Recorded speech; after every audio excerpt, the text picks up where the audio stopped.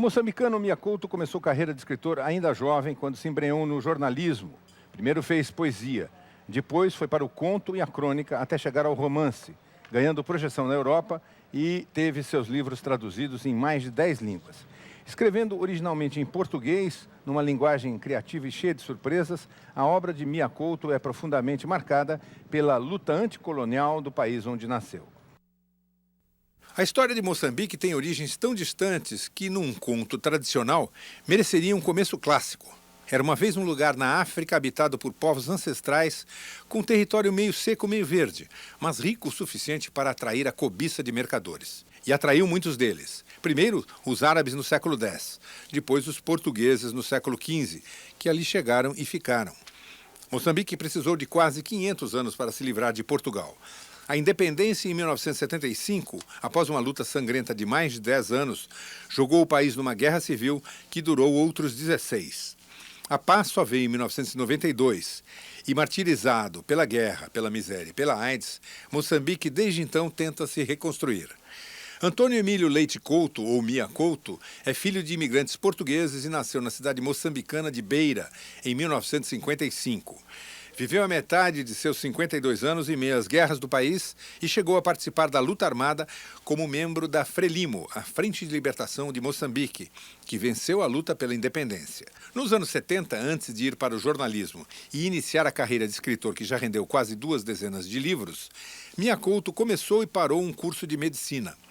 Voltou à universidade em 85 e se formou em biologia, passando a atuar também como professor, pesquisador e ambientalista.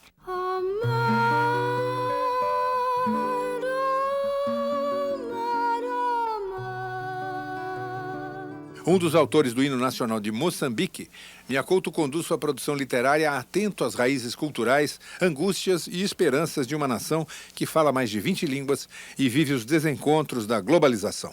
Ele escreve como alguém que refaz o próprio chão para reconstruir o país. A Varanda do Frangipane, um dos seus livros de maior repercussão, é apresentada como um mirante de onde é possível olhar o horizonte e entrever um rumo para um país que quer esquecer o tempo de guerra e reingressar no campo do sonho. Para entrevistar o escritor moçambicano Mia Couto, nós convidamos Ivan Marques, diretor do programa Entre Linhas da TV Cultura, Norma Cury, correspondente da revista portuguesa Visão, Mânia Milen, editora do caderno Prosa e Verso do jornal O Globo, Josélia Aguiar, editora da revista Entre Livros, Miguel Gulander, escritor português, e Paulo Lins, escritor, professor de literatura e roteirista de cinema. Também temos a participação do cartunista Paulo Caruso, registrando com seus desenhos os principais momentos do programa. O Roda Viva é transmitido em rede nacional de TV, pela TV pública, para todo o país. E como o programa de hoje é uma gravação, ele não permite a participação direta do telespectador. Mas, de todo modo, você pode mandar suas sugestões, suas críticas, suas opiniões para o programa pelo endereço www.tvcultura.com.br/Roda Viva. Pode também acessar o blog da Cultura no site da TV e deixar ali o seu comentário, não só sobre o programa, mas sobre a questão que você melhor considerar. Olá, Mia. Queria começar... Tudo bem? Tudo bem, olá. Pelo seguinte, numa entrevista algum tempo atrás, você se definiu como biólogo e não como escritor e disse que o mundo da literatura é uma espécie de uma casa, que você visita de vez em quando, mas não mora lá. Eu fico perguntando se essa casa você não está visitando cada vez mais frequentemente e já não está no momento de mudar para ela. Pô, eu agora já estou numa situação que não sei qual casa é a minha casa de moradia, não é? Mas para mim é importante ter esta possibilidade de estar dentro e fora da escrita. De estar fora da escrita no sentido de que se deixar invadir, quase dissolver no mundo da oralidade. É nesse sentido que eu defino essa vivência, essa moradia, não é? essa transumância entre a escrita e a oralidade. Eu acho que é importante um escritor de vez em quando não ser escritor, ou ser um não escritor. De maneira que ele possa definir a sua relação com a escrita, não com o verbo ser, mas com o verbo estar. Eu estou escritor porque mantenho nesse momento essa relação criativa com a palavra. Eu queria que você explicasse melhor o que é esse conceito de oralidade, porque há uma certa confusão que você costuma desbastar entre oralidade e tradição oral. Sim, a oralidade é esta outra lógica que nós mantemos dentro de nós, mesmo que seja subjugada à lógica da escrita, porque a certo momento este universo da escrita em nós ocupa um espaço quase hegemónico e nós não permitimos que aquilo que seja o lado da abordagem poética, o lado da abordagem mais íntima das coisas, não é? Com a possibilidade de conviver, deixar conviver dentro de nós diferentes tipos de lógicas. Isso para mim, essa é que é a briga. Não como escritor, mas como pessoa que quer ter uma relação, digamos, uma relação com a vida que passa por esse partilhar de linguagens com as coisas, com os animais, com as plantas. Eu queria saber, assim, com tanta paixão pela poesia, essa própria questão da oralidade, no fundo, revela o seu apreço pela poesia, né? Por que você acabou optando pela ficção? Foi um desejo de falar com um público mais amplo? Ou você acha que a poesia continua presente da mesma forma na sua obra? Eu acho que não optei, nem fui optado, digamos assim. Eu acho que, a certo momento, eu pensei que eu, sendo um poeta e mantendo-me como um poeta, eu queria contar histórias digamos, desrespeitando essa fronteira, essa margem que é muito ténue, não é? Eu não sei qual é, pelo menos, entre aquilo que é a poesia e a prosa. Eu hoje acho que mantenho, de facto, sou um poeta que visita histórias e que, portanto, usa esse tipo de linguagem, que é uma linguagem mesclada, não é? Quer dizer, é poesia ainda. Sim. Eu acho que eu faço poesia ainda, sim. Posso ir? Você fala muito em Guimarães Rosa, né? E o Guimarães Rosa, ele trabalha no neologismo com as possibilidades da língua, sufixo e prefixo. Como é que você faz o neologismo? Ou se você usa mais neologismo ou a palavra da linguagem coloquial do povo da sua terra? Bom, eu acho que o segredo não é uma questão técnica aqui, não é como se faz, digamos, do ponto de vista da engenharia da palavra, mas de como se está apto, disponível para escutar aquilo que são as formas de casamento, não é? De namoro. Moçambique vive uma situação muito particular, em que a maior parte das pessoas são de outra língua e estão visitando português. São de línguas bantus e têm português como segunda língua. E isso cria uma situação favorável, é um privilégio conviver com esta situação em que o português está quase em flagrante nascimento, não é? E isso é feito com uma situação de grande ausência de complexo. As pessoas estão muito livres de assaltarem o português, namorarem na rua, na poeira, de noite, de dia, etc. Isso é difícil não ser um escritor que usa esse tipo de construção e desconstrução. Não é? Mia, você fala de Guimarães Rosa muito. Sim. E você disse que a influência que você sofreu foi muito maior de Guimarães Rosa do que do Camões e de Caetano e Chico do que de Amália Rodrigues. Então, eu queria saber se a influência dos escritores brasileiros na África de língua portuguesa é maior do que a de Portugal. E sabendo que Moçambique ficou independente em 75, quer dizer, há 32 anos só, deixando 90% de analfabetos, essa influência atinge basicamente a população branca? Bom, vou começar pelo fim. Não é? A população branca moçambicana é uma minoria quase inexistente. Eu sou quase um inexistente em Moçambique. Somos 0,00%. Numa população qual é a população branca? O total da população são quase 20 milhões. A população branca deve ser talvez 10 mil pessoas, não sei. Somos muito, muito poucos. Mas a influência dos escritores brasileiros foi muito grande nos anos 50, 60 e década de 70. É curioso que quer dizer, durante um período de ditadura e o período colonial, da repressão colonial, que houve troca, e uma troca intensa. Quer dizer, nós recebemos muito do Brasil. Obviamente o Brasil, imagino que não recebia quase nada de nós, mas nós tivemos influências enormes, não é? De Jorge Amado, Graciliano Ramos, Mário de Andrade. O Guimarães Rosa até foi quem chegou menos, provavelmente. Mas, por exemplo, Jorge Amado estava proibido em Portugal. Sim. E era autorizado nas colónias, pensando que as colónias não liam, não é? Portanto, ali não havia perigo. Agora, a situação já não é a mesma. Infelizmente, quer dizer, nós agora não conhecemos o que é que de novo está sendo criado no Brasil, o que é que está chegando do Brasil. E a influência de Portugal agora é um pouco mais presente. Portugal está hoje mais presente do que o Brasil. Por que isso acontece? O Brasil não conhece a África? Pensa que conhece ou não conhece? Eu acho que tem a ver com tudo, com todo um universo que está para além da literatura e da troca de livros. Acho que é preciso repensar toda esta família nossa da língua portuguesa e como é que nós todos nos encontramos nisso, não é? Ou nos desencontramos, né? Ou nos desencontramos na mesma língua, não é? Quer Falando dizer a que língua comum. a literatura brasileira não está mais presente hoje, não há mais esse conhecimento da prosa atual. E que outra literatura está sendo mais presente agora lá? Hoje, como eu falei, a literatura europeia no seu conjunto chega mais, porque os laços comerciais, as livrarias, editoras, etc., da Europa, por via de Portugal, estão mais presentes. Não é? O Portugal realmente assumiu-se como uma espécie de vértice destas triangulações que se faz com a África, muito mais que o Brasil. Não é? E particularmente o senhor tem lido o que exatamente? Assim, Não. particularmente o senhor tem lido o que exatamente? Do Brasil, mais de Portugal? O que tem influenciado? Eu hoje leio mais autores de Portugal, leio do Brasil. Eu estou muito preso àquilo que foram as minhas referências nos anos 60, 70, não é? E, por exemplo, agora estou procurando toda a obra da Adélia Prado. Eu conheci a Adélia Prado há uns anos atrás, não é? E fiquei encantado com a poesia dela. E agora, há 3 dias atrás, conhecia pessoalmente em Belo Horizonte. Ela foi ver uma peça, numa adaptação de um texto meu feito em Belo Horizonte, e foi um encontro mágico. Não é? Olha, você mencionou a língua portuguesa e as diversas etnias que vocês convivem, né? Que é Sena, Maconde, Xananga, Bitonga, Chopa, aquelas coisas. Há muitas. Yanga. Bom, e são 16 milhões de negros, parece, vivendo lá. Mais, sim. Bom, Mais.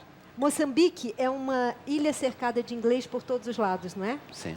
E parece que 25% falam português, eu não consegui entender, é isso, não é? Bom, e aderiu à Commonwealth e parece que todos os livros escolares são em inglês, porque são dados, ou pelo menos eram.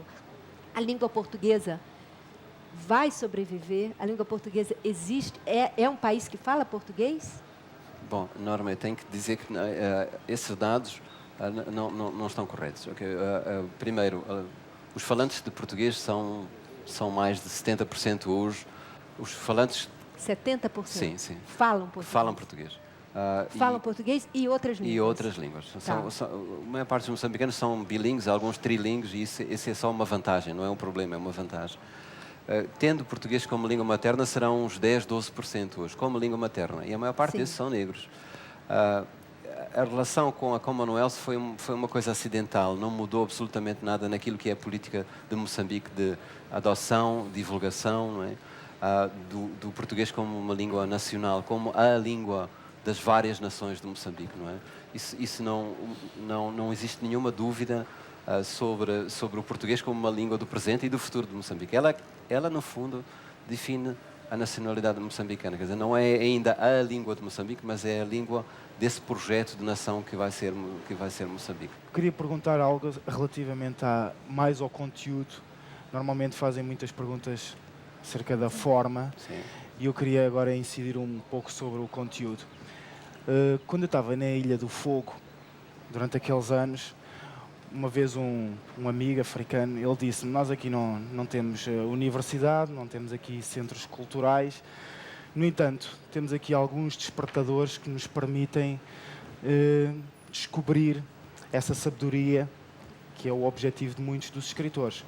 E na obra do Mia existe esse objetivo de ir fundo e de contactar essa sabedoria, essa profundeza humana, porque é uma obra muito humana. E ele disse-me: há coisas que nós contactamos diariamente, esses despertadores, nomeadamente a morte, a doença e o processo do tempo, a velhice. E eu gostava de saber qual é que é o impacto disso na sua obra. Bom, primeiro eu agradeço a pergunta no sentido que muitas vezes a análise que se faz do meu texto fica naquilo que é a desconstrução da linguagem, etc.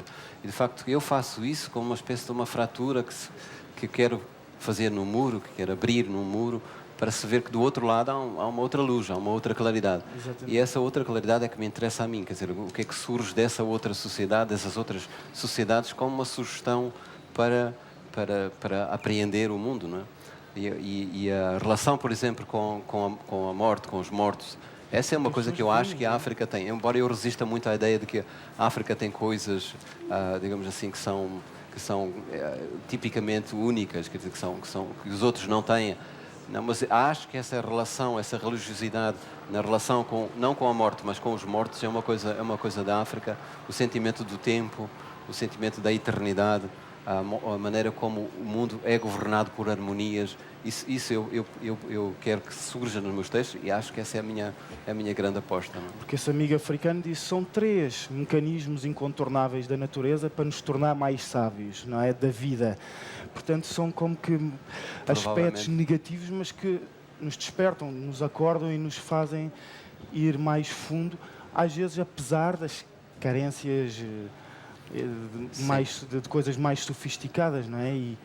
O que se percebe é que, por exemplo, aquilo que para nós são conceitos universais, nós que estamos com um pé num lado e um pé no outro, que somos, digamos assim, mestiços do ponto de vista dessa relação com o mundo, por exemplo, o que se passa é que palavras, conceitos, nossas categorias nossas, não são realmente depois, não são traduzíveis. E vice-versa, os conceitos e categorias africanas nem sempre têm uma equivalência fácil, simples, não é? Porque, por exemplo, eu dei-me conta, não é? Sendo sueco também, naquela sociedade nós evitamos ao máximo ter contacto com essas coisas, vê-las, saber delas. Na sociedade sueca. Por exemplo, não é? E então como é que a obra literária, não é, pode ganhar esse impacto, não é? Certo. E, o senhor disse recentemente, acho que numa entrevista ao Globo mesmo, que a literatura africana, não sei só se é a literatura africana de língua portuguesa ou as outras, ela já tinha se libertado há muito tempo dessa imagem, essa coisa do exótico, né, de falar sobre coisas assim específicas do mundo africano para tomar esse caráter universal. Hoje, me parece que os leitores eles estão buscando mais, estão se voltando muito por uma coisa muito particular, querem saber de histórias muito particulares, de mundos muito particulares. Quer saber como é conciliar esse universal e o particular ao mesmo tempo na literatura, sem perder, enfim, sem perder uma característica própria, mas sem também deixar de se inserir num contexto mais universal. Como fazer isso na literatura? Eu acho que os escritores africanos estão agora vivendo um período de transição. Até agora era quase historicamente necessário eles serem de um lugar, de um tempo, não é? Um tempo que era um tempo de afirmação, um tempo de reivindicação para resgatar aquilo que era a história, a sua própria história, a sua identidade. Mas de repente se percebeu que isso se transformou numa prisão, numa armadilha, não é? E de repente também não só se obrigava a que eles fossem de um lugar, de um contexto histórico, mas também que se fossem autênticos. Isso é correspondência a uma certa visão estereotipada de África. Não é? Eles tinham que ter uma relação com a feitiçaria, com os curandeiros, com o mundo dos espíritos, etc. E hoje o escritor africano está se afirmando como escritor, em primeiro lugar. Ele conta histórias e essas histórias são importantes em si mesmas, não é? Portanto, digamos assim, que os escritores africanos estão quase libertando-se dessa condição da africanidade, da sua africanidade. Eles querem ser escritores universais e aí têm que fazer o mesmo que fazem todos os outros, têm que se confrontar com a busca da alma humana, com a busca do sentido do tempo, isso que são as grandes alegrias, as grandes aflições do ser humano. Não é? Mas manter uma certa africanidade, assim como a gente diz, manter uma certa brasilidade também é importante no texto. Quer dizer, tem que ter essa identidade. Mas isso surge naturalmente, isso surge inevitavelmente, não é? Mas não é uma missão, não é um sentido de missão. Mia, nós vamos fazer um rápido intervalo. Você acompanha hoje a entrevista com o escritor moçambicano Mia Couto. Voltamos em instantes. Até já.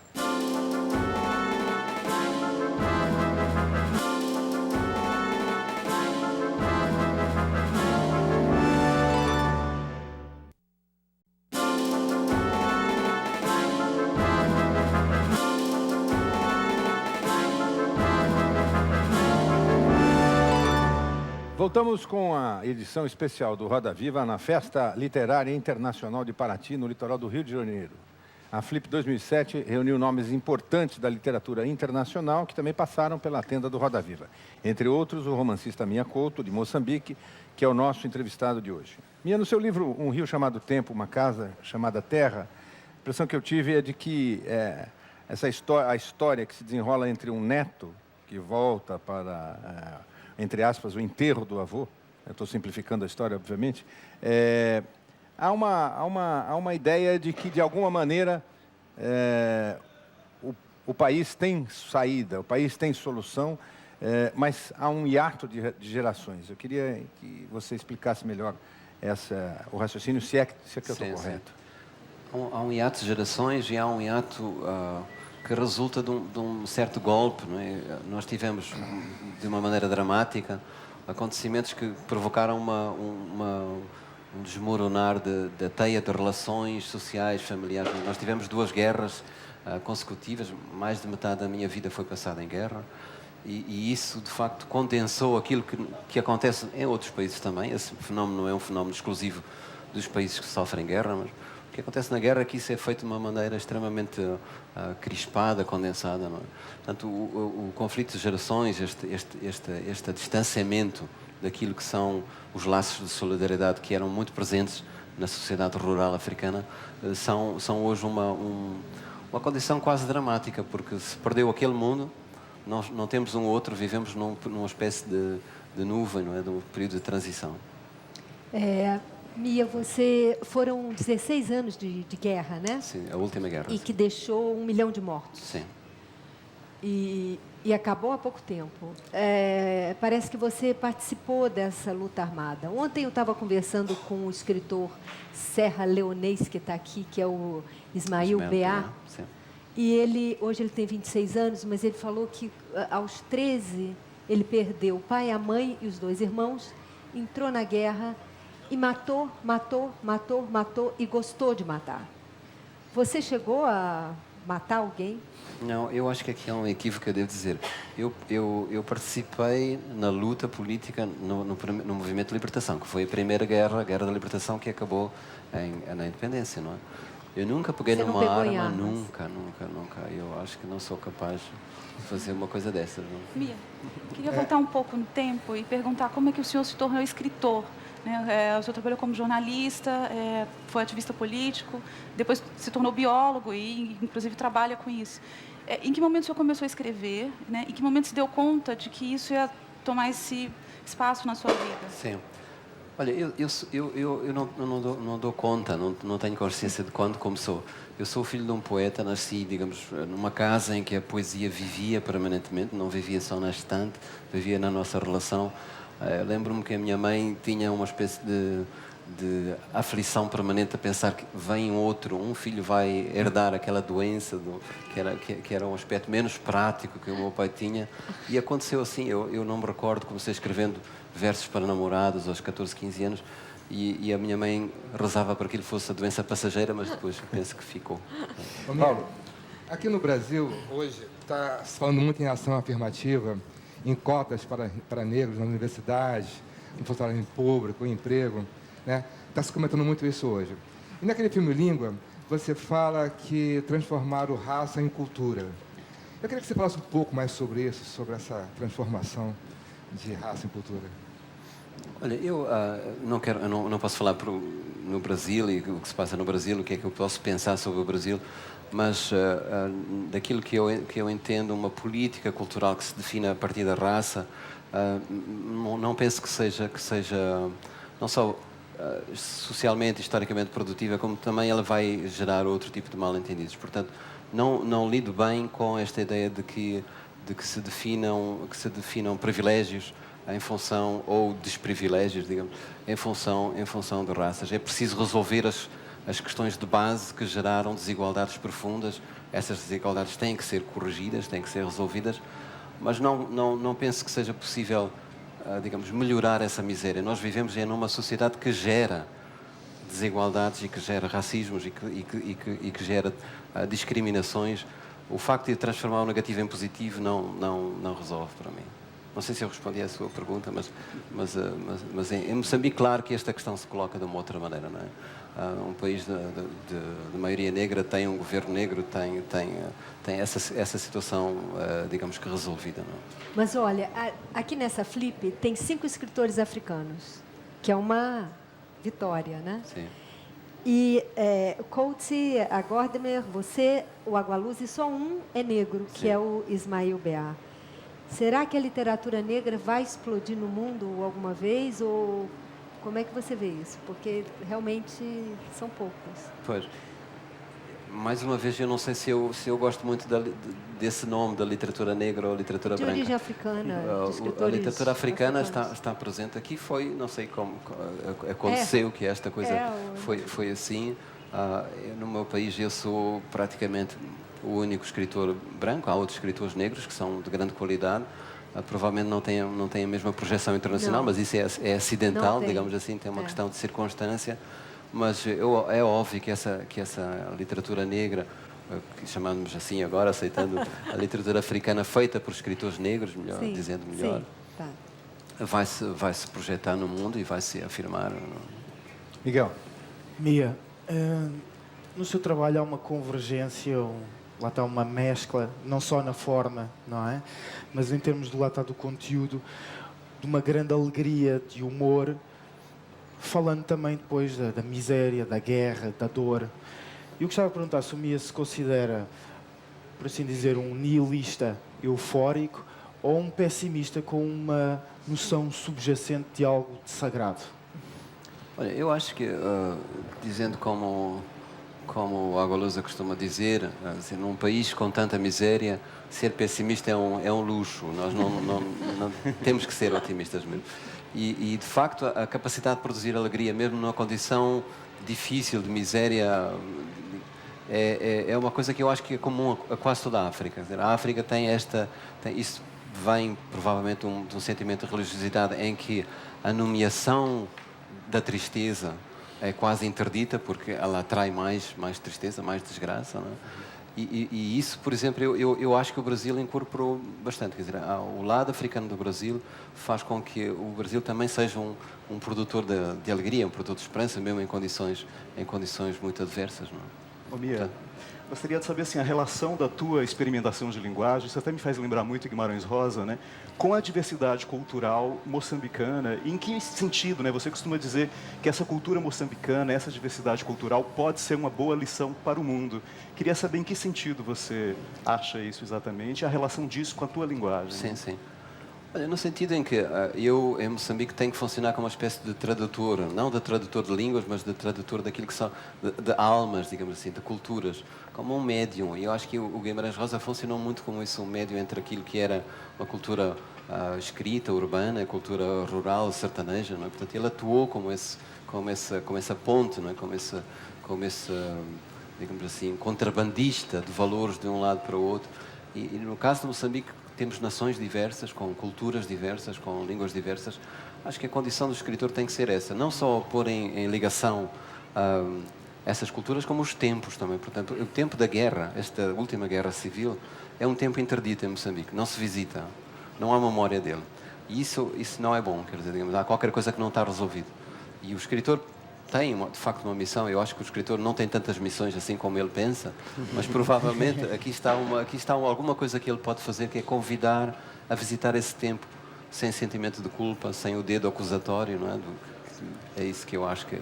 Mas tem a questão, por exemplo, de ser uma cultura que não está presa a modelos de racionalidade. Quer dizer, nesse sentido, talvez haja lições mesmo para o mundo moderno. Assim, digamos, o mundo moderno tem pressa em encontrar identidades fixas, não é? Em molduras, retratos. Eu acho que o facto de convivermos nós numa realidade que é múltipla, que escapa à moldura e não ficamos doentes por isso, não temos pressa, eu acho que essa condição provavelmente é uma lição de que a ideia de identidade, que é tão cómoda, não é, para nós, é sempre uma ilusão, é sempre ilusório.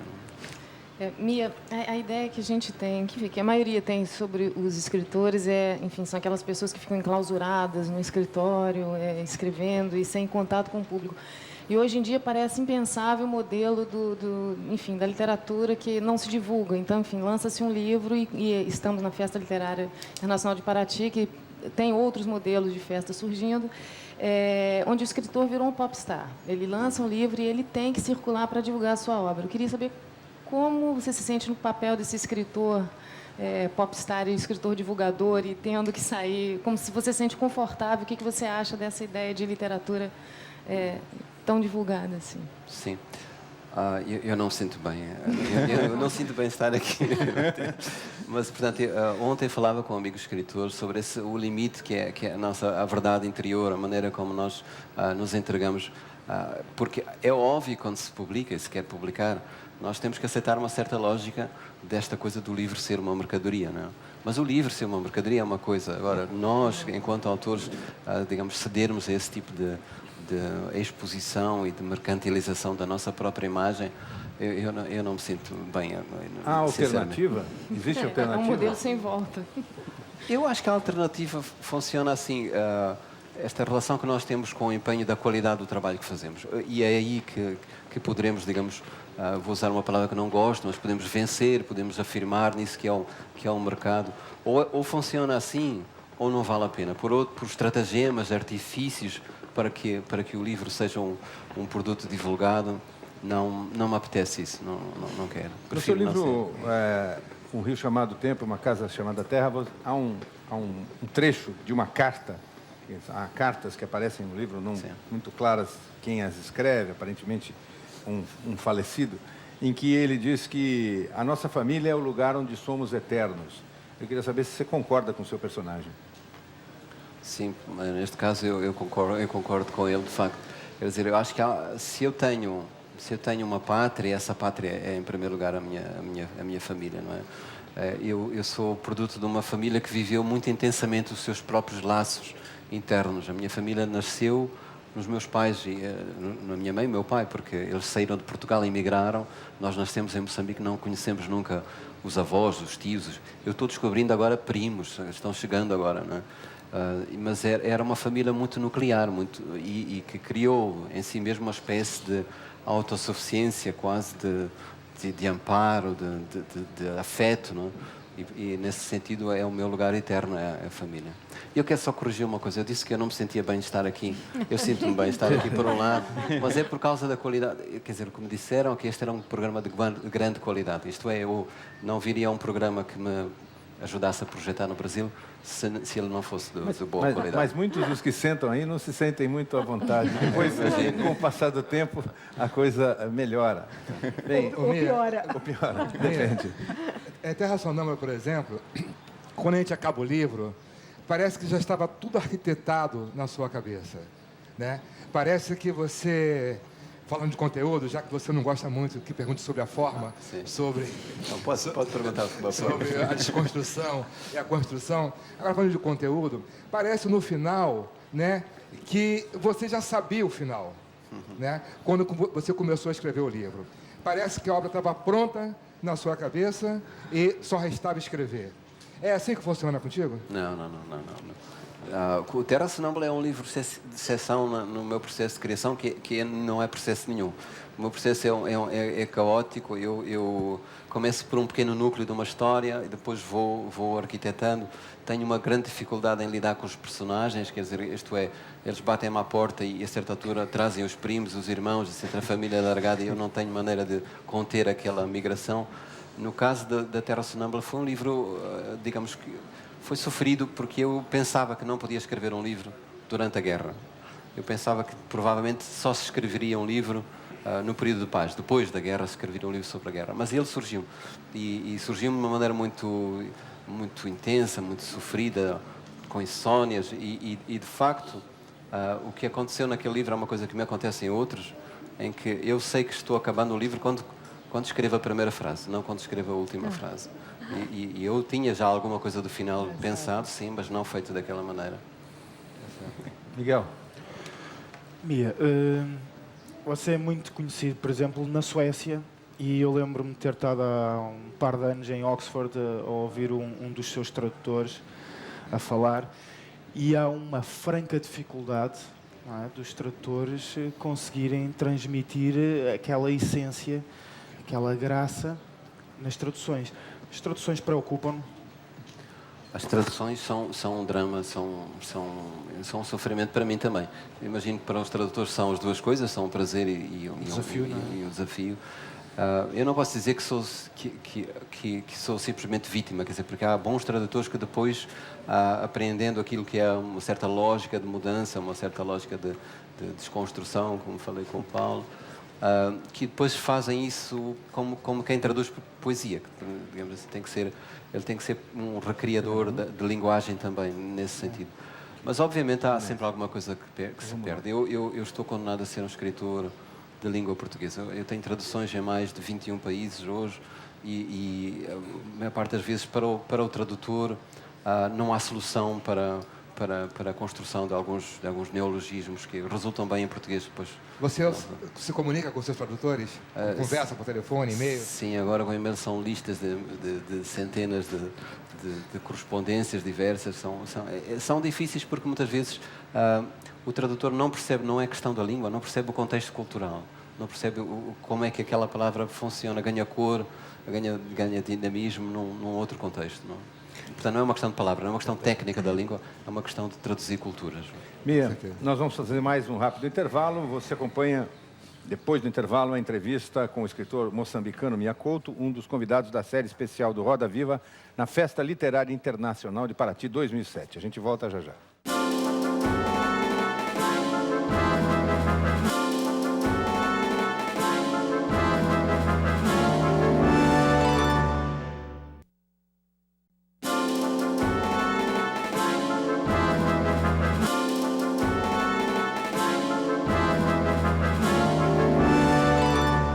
Voltamos com a edição especial do Roda Viva na Festa Literária Internacional de Paraty, no litoral do Rio de Janeiro.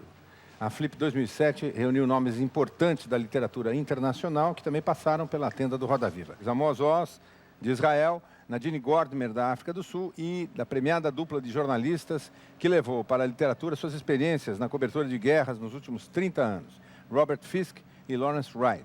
Hoje estamos conversando com Mia Couto, mais conhecido escritor de língua portuguesa de Moçambique. Mia, no seu livro A Varanda de Frangipane, há uma frase de um personagem que diz o seguinte: sofremos a guerra, haveremos de sofrer a paz. Queria saber como é que Moçambique sofre a paz. Obviamente, agora que eu vivo em paz, penso que não há comparação possível. Quer dizer, nós que vivemos há 16 anos de uma guerra que foi o horror, nós não queremos nunca mais a guerra. Mas, obviamente, há aqui coisas que é preciso entender. Aqui a razão desta paz assenta sobre coisas que não conhecemos. Sabemos, e é por isso que se esqueceu o período da guerra, por isso que ninguém quer lembrar os demónios que estão naquela caixa escondida, não é? Sabemos que há coisas que não estão resolvidas, profundamente resolvidas, e que foram parte da razão da existência da guerra. As desigualdades sociais profundas, não é? A exclusão de grande parte do país, daquilo que é a visibilidade desse país, os mecanismos de participar no futuro do país, isso não está resolvido. Portanto, eu acho que não há verdadeira paz enquanto isso não estiver feito, não é? Agora, não há comparação. E aí não concordo com esse personagem, sei que é um personagem que eu não concordo comigo mesmo. Não é? Mia, falando ainda sobre tradução, o Amos Oz fala que a tradução é como fazer amor com um cobertor no meio. E essas suas traduções, teve um tempo em que o Brasil costumava traduzir os escritores portugueses. Esse seu livro foi traduzido? Não. Foi uma exigência sua? Sim, eu li toda a literatura brasileira que li, eu entendi perfeitamente. Acho que não é nenhum obstáculo o facto de que há um sistema gráfico que tem algumas diferenças. Inclusive, essas diferenças conferem o sabor local, e esse sabor de diferença deve estar presente no livro. Ontem, eu conversando com um grande poeta brasileiro, Carlos Azevedo, ele só faz poesia. Eu acho que nunca escreveu um conto, nunca escreveu ficção, nunca escreveu em prosa. E eu falei para ele que eu lia muito mais poesia do que prosa. E ele falou que lia muito mais romance do que poesia. Ele é poeta. Você é poeta, contista e é romancista.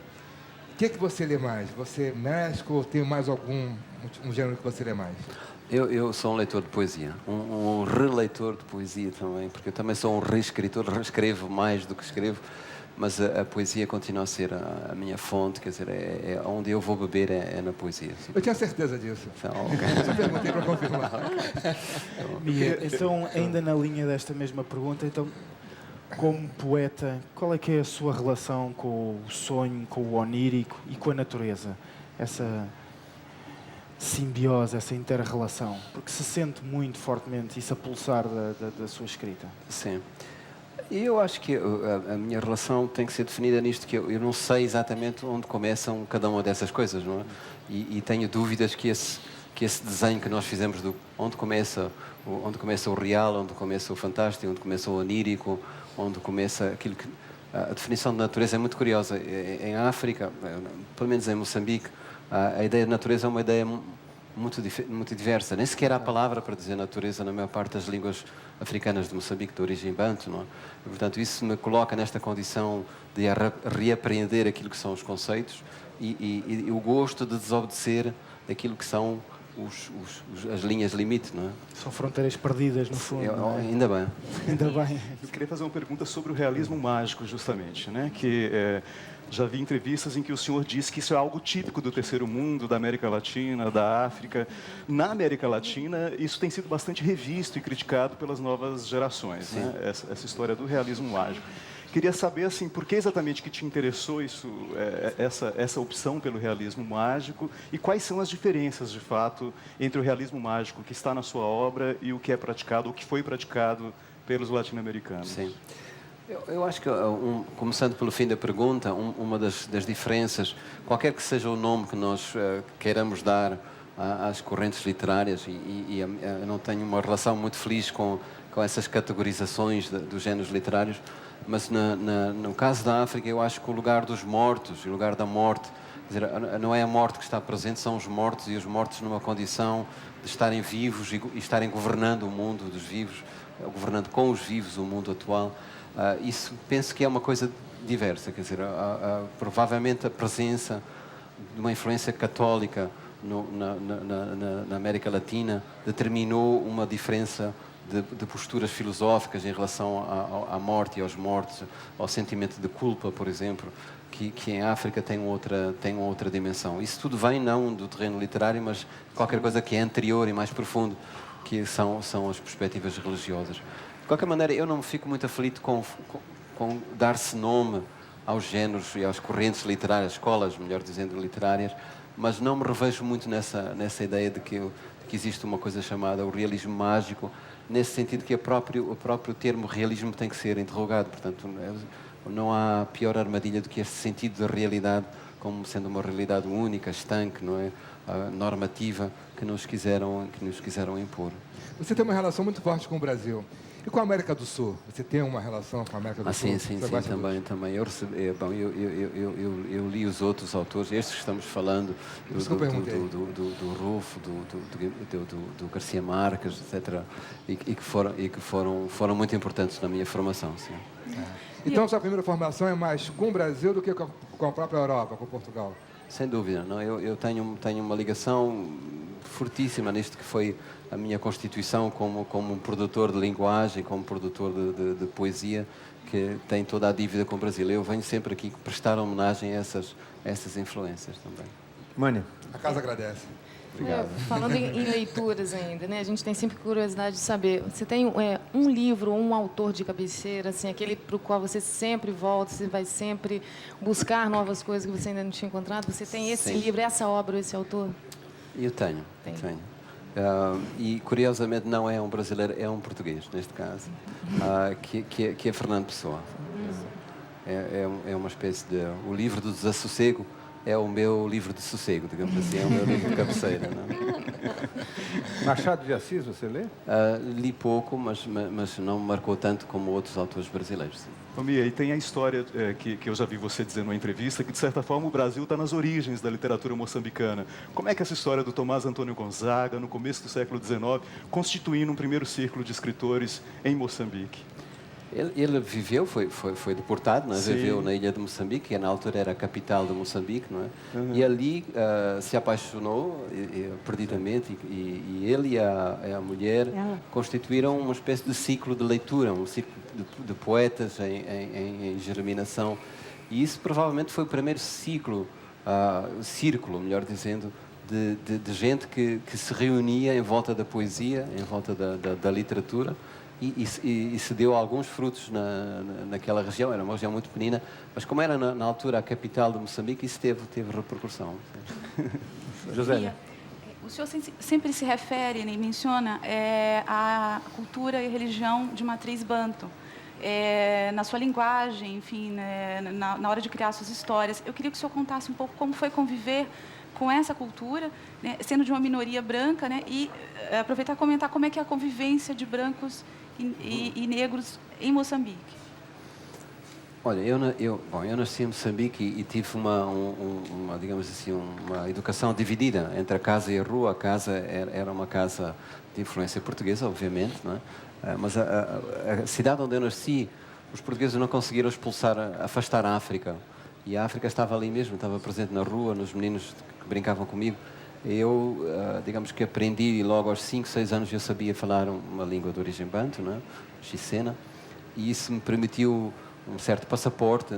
Eu escutava já os dois mundos, já me deixava enamorar pelos dois imaginários. A minha mãe é uma grande contadora de histórias, ela me fazia adormecer, mas eu, de uma certa maneira, preferia aquelas outras histórias que tinham mais intensidade, os contadores de histórias que eu escutava em Xicena.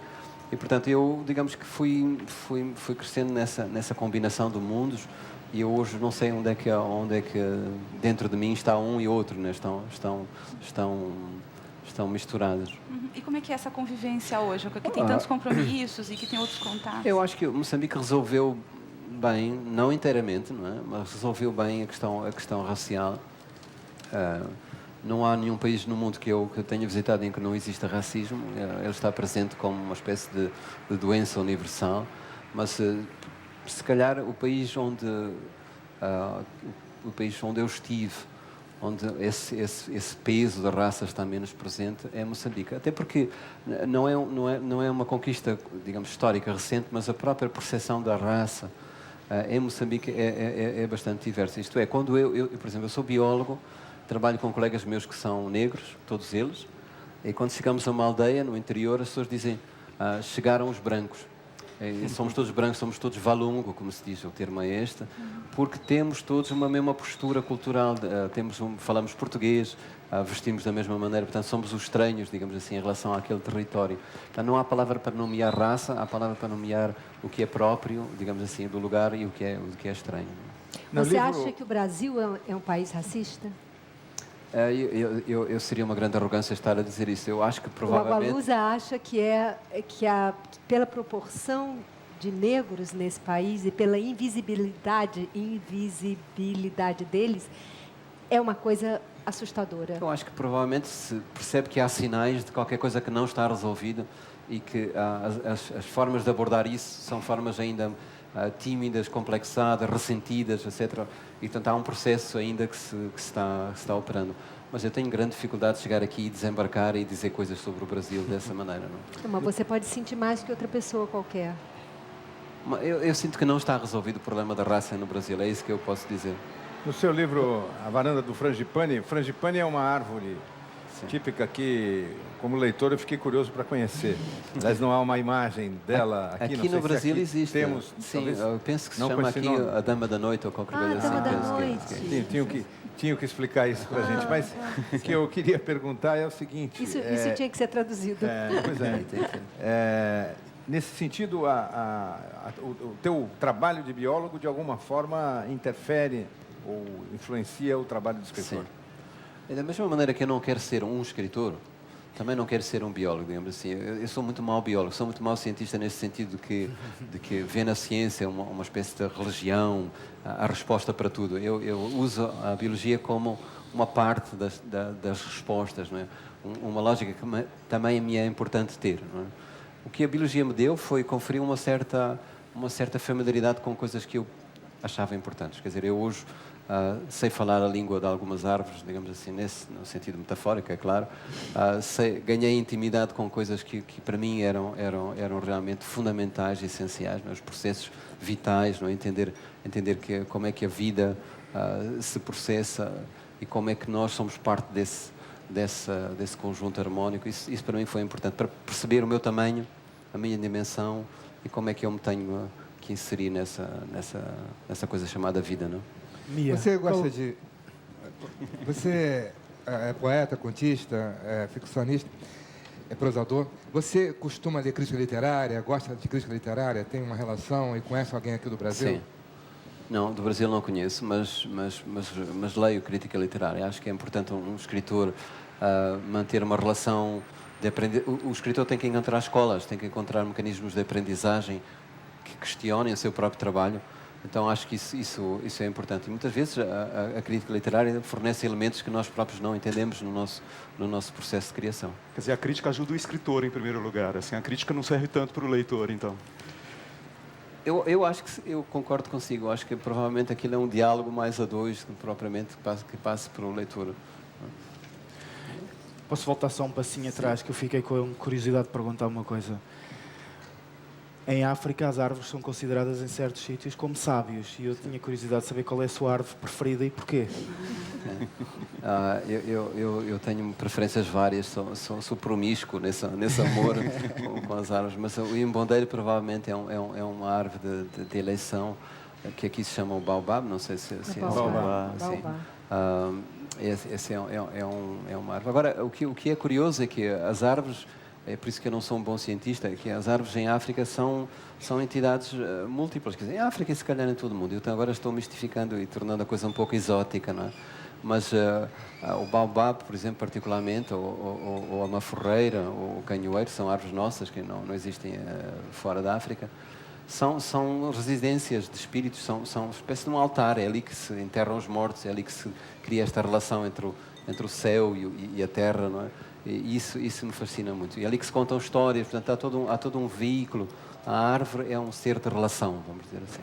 E os elefantes? Quem me perguntou? Os elefantes. Você falou que tem uma paixão por esse animal. Sim, onde tenho uma grande paixão de facto. Bom, isto faz parte do meu trabalho, não é? Como eu trabalho em reservas e parques de Moçambique, estamos reabilitando aquilo que foi destruído pela guerra, não é?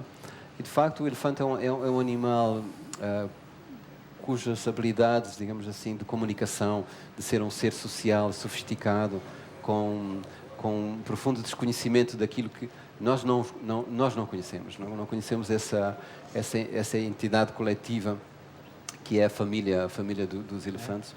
Eu tenho um grande fascínio por esse animal. Não, digamos assim, o animal da eleição em geral em África, daquilo que é uma tentativa de imagem de exportação dessa África, de cartaz, digamos. É o leão, mas eu escolhi o elefante. Até porque é muito desajeitado e eu gosto de... Há um grande debate no mundo inteiro, no Brasil também, obviamente, sobre a questão ambiental. Isso, inclusive, começa a transbordar para a literatura, né, em livros de alguma militância. Sim. Queria saber se isso ocorre também em Moçambique. Ocorre, sim. Nós estamos partilhando dessa preocupação de valorizar aquilo que são harmonias, que são a procura de respostas para desequilíbrios ecológicos, mas a mim faz-me uma certa espécie, eu tenho uma certa de resistência em que isso seja autonomizado, seja separado do resto. Quer dizer, é preciso mudar o mundo inteiro e isso vai junto, digamos assim, não? Separar essa questão, fazer de uma militância específica desse assunto é uma coisa que eu tenho alguma resistência, não? Bem, mais um intervalo e continuamos logo depois com a entrevista de Mia Couto na série especial do Roda Viva na Festa Literária Internacional de Paraty. A gente volta já já.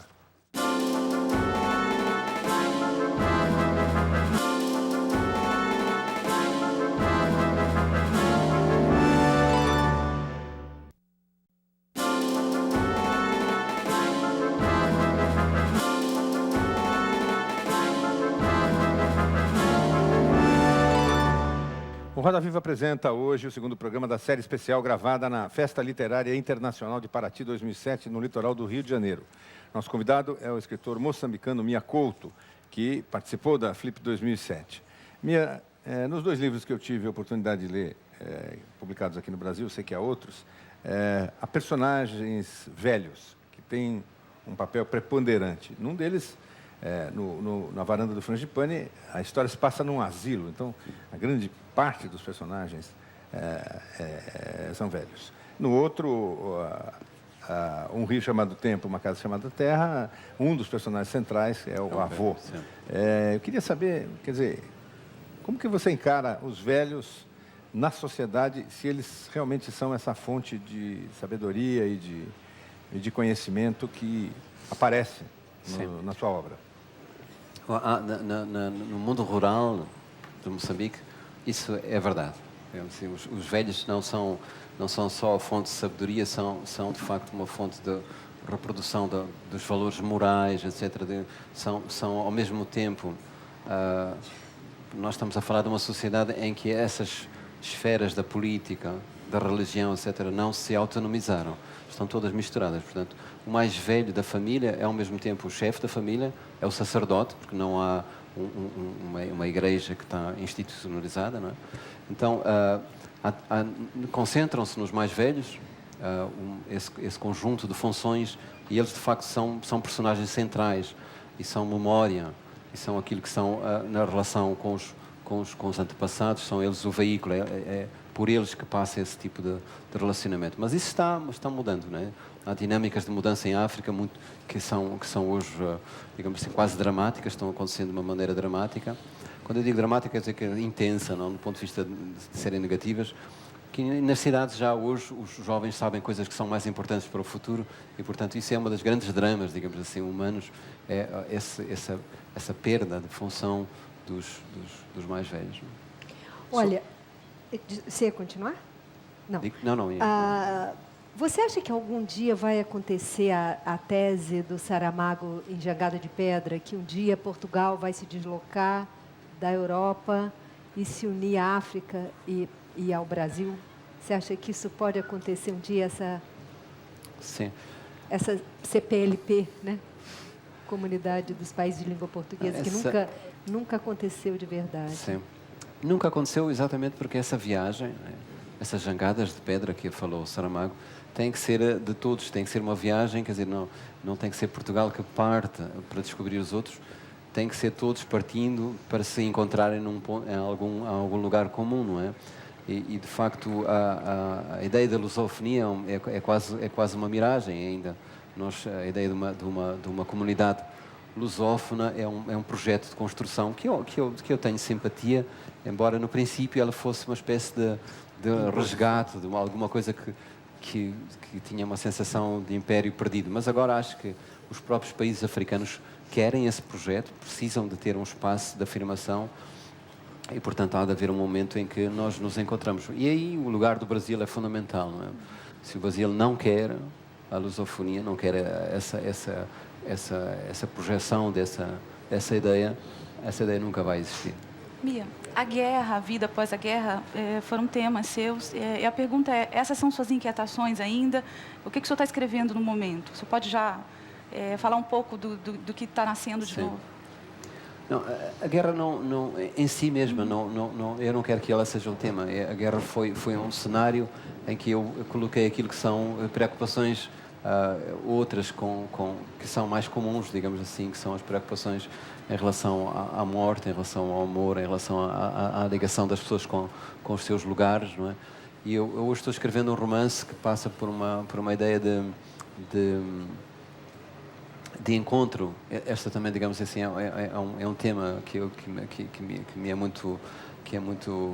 é do meu agrado, que é a possibilidade de encontro entre culturas e a margem de desencontro que continua existindo, porque as pessoas não são capazes de sair delas próprias, não são capazes de se despirem daquilo que são os seus valores que acreditam que sejam essenciais. Portanto, há uma mulher da Europa, para contar um bocadinho só da história, há uma mulher da Europa que vem à procura do seu marido que se perdeu em África, se dissolveu em amores com mulheres africanas e ela vem resgatar o marido e depois ela encontra um universo em que ela própria se tem que reencontrar a si mesma, digamos assim.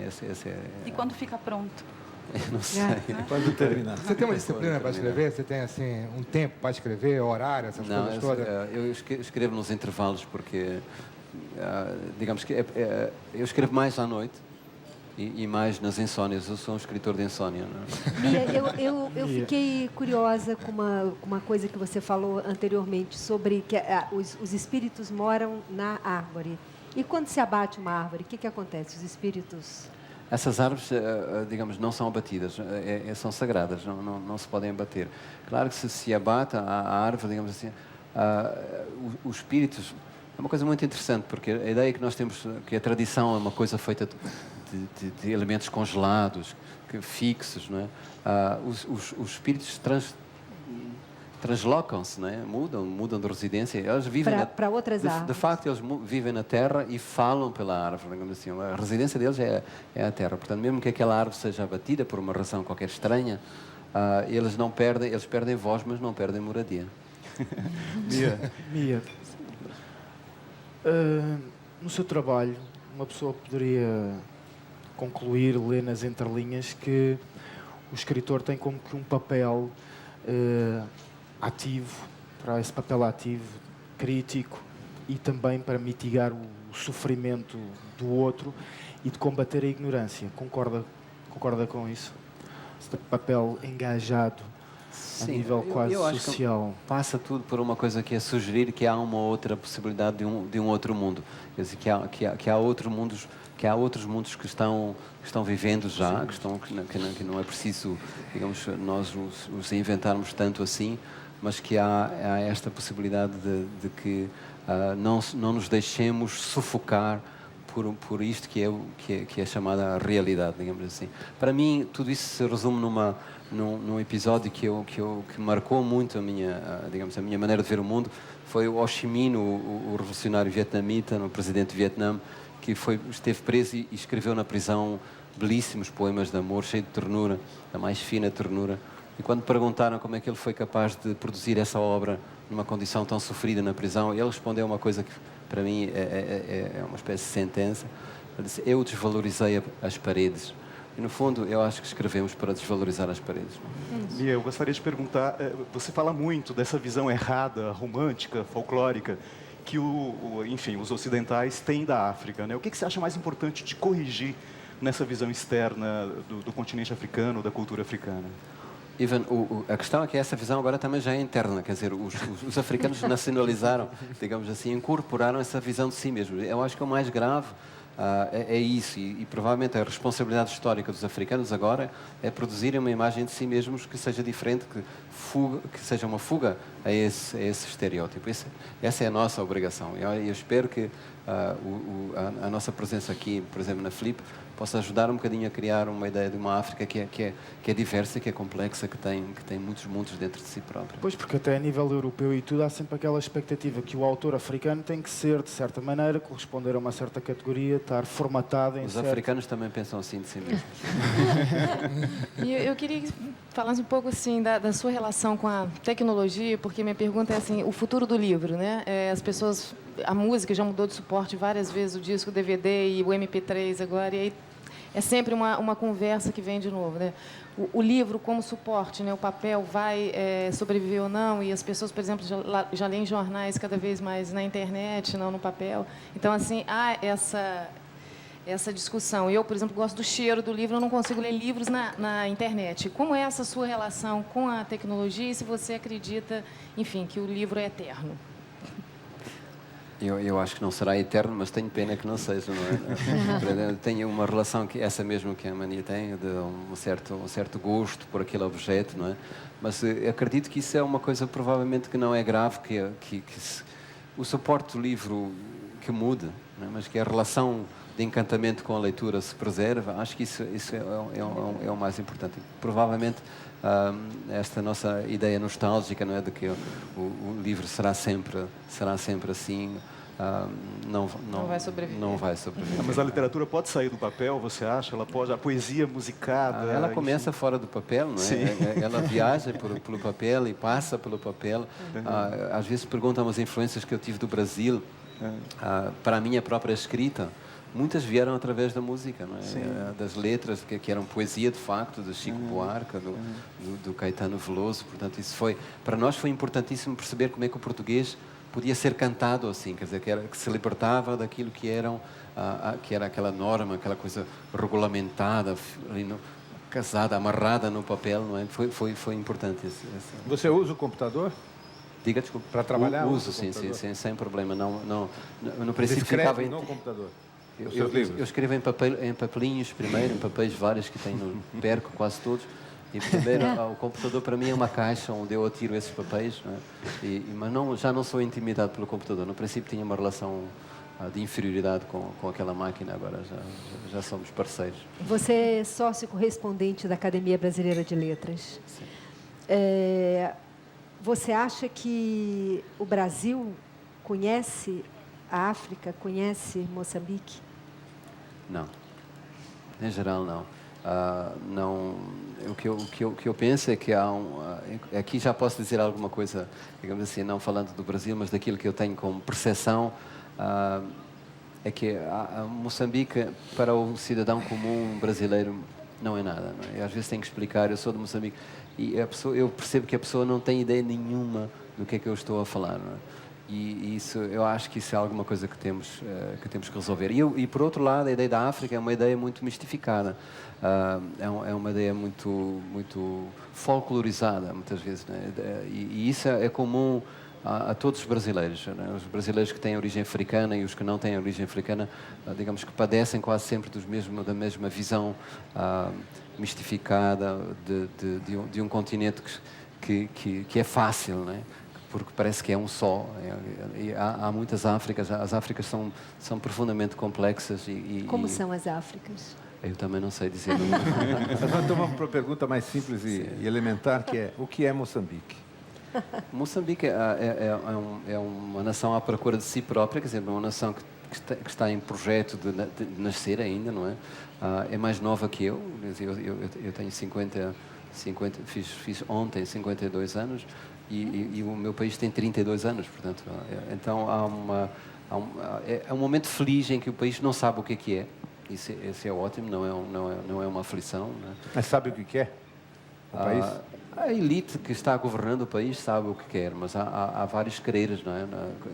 E também aí somos iguais aos outros países, não é? Há conflitos de interesses profundos, não é? Entre aquilo que são os interesses mais populares, mais da gente que trabalha, e os projetos, a visão da elite. Essa elite, estranhamente, é a elite que lutou pela independência, é a elite que fez a revolução, que fez o socialismo, o regime socialista, e que de repente refez tudo, está fazendo o capitalismo agora com o mesmo empenho, e portanto há ali um sentimento de que estamos todos um pouco perdidos, e alguma coisa vai acontecer se acontecer estabilidade. Quer dizer, se nós não tivermos mais guerra, alguma coisa vai acontecer e nós, infelizmente, vamos ficar parecidos com os outros países. Vamos ser mais um país no mundo. Não é? O Agualusa fala que sempre que ele volta a Angola, ele encontra felicidade e inferno. Você acha que Moçambique tem horror e beleza? Tem mais horror do que beleza? Tem mais beleza do que horror? Tem as duas coisas. Quer dizer, a relação do Agualuz é um pouco diferente. Ele vive uma parte do tempo fora de Angola, portanto, ele vai de visita, portanto, para ele esses dois lados ficam mais visíveis. Eu estou dentro do poço, digamos assim, e para mim o céu é aquele pequeno buraco que está lá em cima do poço, não é? Portanto, para mim isso não é tão visível, provavelmente, como para ele. Outra questão é a seguinte: tem muitos escritores que reclamam do tempo.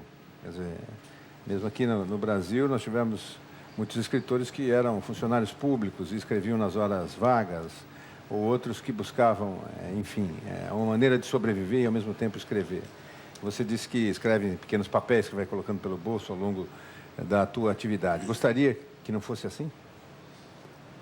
Gostaria que não fosse assim, mas eu não quereria nunca ser um escritor a tempo inteiro. Por quê? Porque eu quero ter essas outras janelas abertas para o mundo. Eu quero trabalhar em equipe, quero trabalhar numa relação mais produtiva com o mundo. A escrita é uma atividade solitária. Eu não quero. Eu envelheceria muito e digamos, eu não quero levar tão a sério a escrita. Ser escritor o tempo inteiro não é tão bom assim, né? Tipo assim, tem uma coisa dolorosa também não, e depois, no exercício. Às vezes adoecemos disso, quer dizer, às vezes investimos tanto nessa única coisa que depois, se não corre bem, nós desmoronamos inteiramente. Eu não quero que isso aconteça. Você me falou que o livro que você sofreu mais para escrever foi o Terra Sonâmbula. Sim, sim. Me falou ontem lá na pousada. E você fala agora em solidão, você não quer ser um escritor o tempo todo. É penoso para você escrever? É uma atividade penosa? Não, eu não sou masoquista. Eu escrevo com grande prazer. O momento da criação, o momento em que nós, digamos assim, inventamos um universo em que aqueles personagens são nossa família, não é? Estão vivos, estão nos dizendo coisas. Esse momento é de uma felicidade extrema. Eu eu faço outras coisas. A biologia, para mim, é um prazer fazer.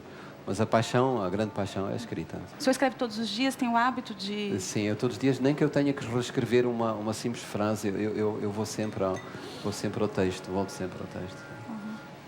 Miguel. Mia, sente-se no seu trabalho que você saboreia a textura de todas as palavras. Qual é que é, assim, uma das suas palavras preferidas no momento? No momento? Ou uma das suas palavras preferidas? Não sei, eu talvez esteja viciado, porque eu ontem estava pensando na questão de como é que o anúncio da paz em Moçambique, quando foi anunciado o fim da guerra, não houve uma festa como eu pensava que ia ocorrer. As pessoas não saíram para a rua dançando e festejando, e uma semana depois choveu, e aí as pessoas festejaram. E eu até pensei, aí criei de facto uma palavra que era a chuva abençonhada, porque era abençoada e sonhada ao mesmo tempo. E provavelmente a ideia era que a chuva é que estava trazendo a notícia, não foi o jornal nem a televisão que trouxe a verdadeira notícia, foi a chuva que trouxe. Uma bela palavra. Eu queria checar uma coisa com você, confirmar, contando uma história que aconteceu comigo uma vez, uma certa noite. Eu estava dormindo e acordei no meio de um sonho e achei que era uma história sensacional. Sensacional. Ia dar um romance maravilhoso. Peguei um pedaço de papel e anotei tudo que eu achava importante daquela história. Dormi novamente e no dia seguinte acordei e não entendi nada do que tinha escrito. Eu queria saber se essa coisa do sonho, de alguma forma, interfere no seu trabalho e ao contrário, se quando você está muito envolvido com um livro, se ele passa para o teu sonho. Em geral, eu não passa. Quer dizer, em geral, eu funciono assim como o Paulo disse. Eu acordo estremunhado no meio da noite, tenho um papel com uma caneta, às vezes no escuro, e exatamente como acontece consigo, a maior parte das vezes tenho que decifrar, e nesse trabalho de decifrar, digamos assim, há ali um lado quase arqueológico, como se aquilo tivesse ocorrido antes de eu próprio nascer, antes de eu ser vivo. Mas esse exercício também para mim é um prazer. Esse exercício de decifrar aquilo que está no intervalo, nessa zona de vigília, para mim é um grande prazer. Mas, normalmente, os personagens, eu sou um escritor de personagens, portanto, eu não construo uma narrativa, que era a pergunta do Paulo, eu não tenho uma arquitetura já feita. Os personagens conduzem-me, eu tenho que ter um estado de enorme paixão, eu tenho que estar enamorado por eles, de maneira que eles são mais importantes que eu num certo processo. O personagem ganha vida própria de vez em quando. Tem vezes que ele escreve uma coisa, não, por que esse cara está fazendo isso? Como eu fui fazer isso? Por que ele fez isso? Eles ganham uma... Tem que se matar esse personagem. A melhor forma de resolver. Sim, simbolicamente. Ontem eu estava conversando com um escritor californiano, Jim Dodge, que escreveu Fuck. Não sei se você já leu, Não. que é a história de uma pata, tal, muito famoso. E ele contava que ele está há 10 anos tentando escrever um romance policial e que o personagem dele já se transformou em 10 pessoas e que ele vive assoberbado com esse personagem e esse personagem tomou conta dele e ele parou o livro para ver se esse personagem para de persegui-lo. Isso aconteceu com você alguma vez? Sim, eu agora estou neste livro, tenho um limite, só entram 5.